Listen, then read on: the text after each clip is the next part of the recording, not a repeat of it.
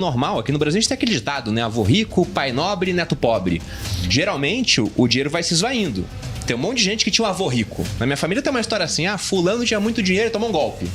Aí perdeu o dinheiro. A família da Malu não. Nunca teve essa história. Minha família é muito... Todo mundo sempre foi pobre, tadinho. Mas é difícil você manter o dinheiro. Mas nessa parte de chegar até o dinheiro... Bom, Flávio falou, trabalha muito, concordo. É aquela frase que eu falei dos vencedores, continuam jogando o jogo, ainda que o prêmio seja cada vez menor. Não seguir o padrão. Obsessão, que vocês dois citaram, a gente concorda plenamente. Você falou que tinha autoestima, eu também tinha bastante. Eu falava, cara, eu consigo fazer isso aqui. Eu vou fazer dar certo. Mas não dá, não. Eu vou dar um jeito. A gente fazia isso muito no começo. Batava no peito pra fazer as coisas. Escolher um mercado bom. Não adianta ser o melhor de um nicho muito pequeno. O prêmio não vai ser grande o suficiente. E eu coloquei mais um ponto que eu sei que vocês têm, eu tenho também. Desequilíbrio, todo mundo falou. Sim, você tem que analisar isso cuja oportunidade, né? Utilizar o seu tempo. Pizza. Podemos colocar pizza também. Pizza não, porque eu não, É só pra eu e o sacanear. Bruno, a gente não usou as pizzas. Não, mas eu sempre adorei pizza. Sim. Sim, mas não podemos colocar isso Eventualmente na lista. Como a gente hábito não. milionário. Como Agora, hábito, não. tem outro que eu acho que vale a pena citar aqui, que é pensamento a longo prazo. Porque, geralmente, a pessoa que constrói patrimônio ao longo da vida, ela tá pensando em mais do que, cara, vou fazer um negocinho aqui e vou ganhar um dinheiro. Você, por exemplo, não pensou só em ganhar um dinheiro com venda, você quis criar um negócio. E aí depois você foi pra visão do equity, de fazer esse negócio ter valor de mercado, para que ele possa ser vendável. Aí você vendeu, aí você comprou de novo. Aí você foi fazer outros negócios, sempre com essa visão de que, olha, eu vou ganhar um dinheiro aqui, mas o principal tá no valor da empresa que eu tô criando para ser vendido. E aí tem aquele conhecido estudo do marshmallow, que foi feito em Stanford, onde eles pegaram crianças e colocaram marshmallow na frente das crianças muito pequenas e falaram, olha, se eu vou sair da sala, se eu voltar aqui e você não tiver comido marshmallow, você ganha 2. E aí algumas crianças naturalmente comiam marshmallow, outras, tem um vídeo muito bom que mostra isso, ficavam lá fazendo força pra não comer, pegava marshmallow e cheirava e colocava de volta, mas elas aguentavam e ganhavam 2. E aí os pesquisadores acompanharam as crianças depois até a maioridade e viram que as crianças que toparam esperar, sendo que 15 minutos não é longo prazo, mas para uma criança pequena é muito longo elas tiveram mais sucesso, elas foram melhor na escola, tiveram melhores notas naqueles testes de vestibular que os americanos fazem, elas conseguiram carreiras onde tinham mais remuneração, porque elas conseguiram abrir mão do presente, fazer esse sacrifício que você fazia quando era mais novo, todos nós fizemos, para ter mais no futuro. Então eu diria que pensar a longo prazo também é uma coisa que a gente pode identificar assim e falar, cara, geralmente quem consegue chegar lá tinha essa questão de que não se importava tanto com o que ia perder no curto prazo, contanto que ganhasse mais no longo prazo. Vou deixar o Thiago falar sobre o aspecto mais financeiro desse conceito, que é o que ele defende com muita propriedade no trabalho que ele realiza, e eu vou trazer um outro aspecto do longo prazo. Porque o jogo sim, é um jogo de longo prazo.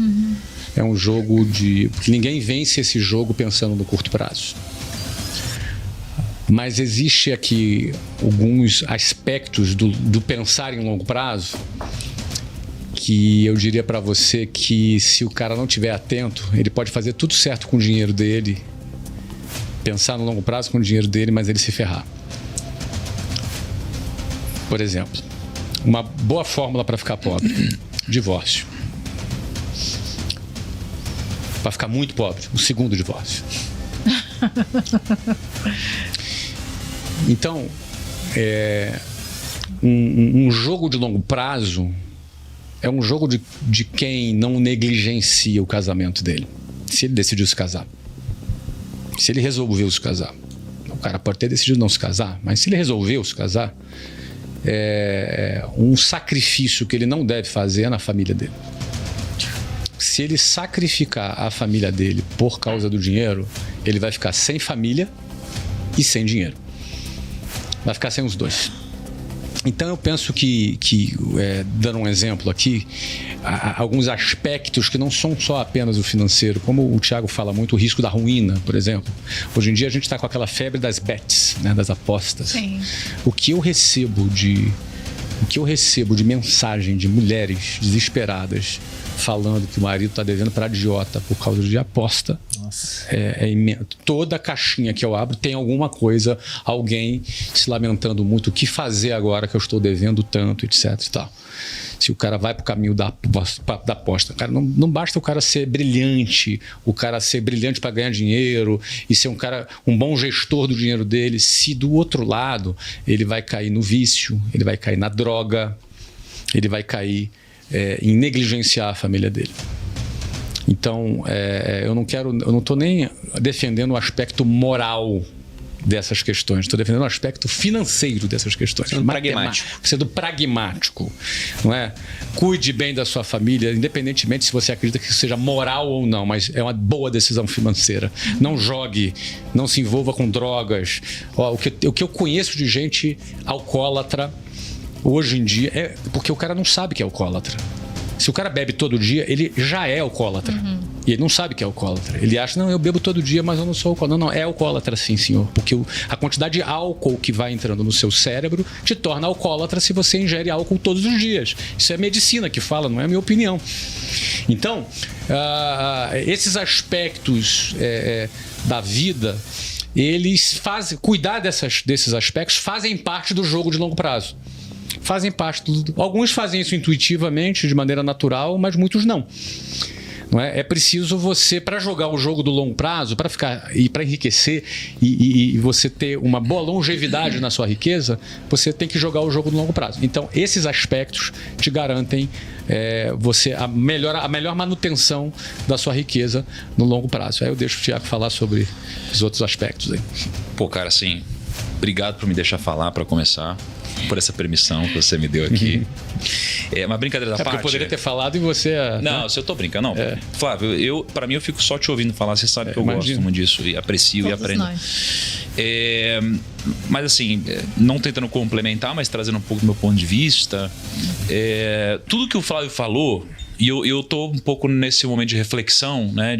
Cara, porque uma coisa é fazer o patrimônio, outra coisa é perpetuar o patrimônio, são coisas diferentes. E eu acho que são habilidades diferentes.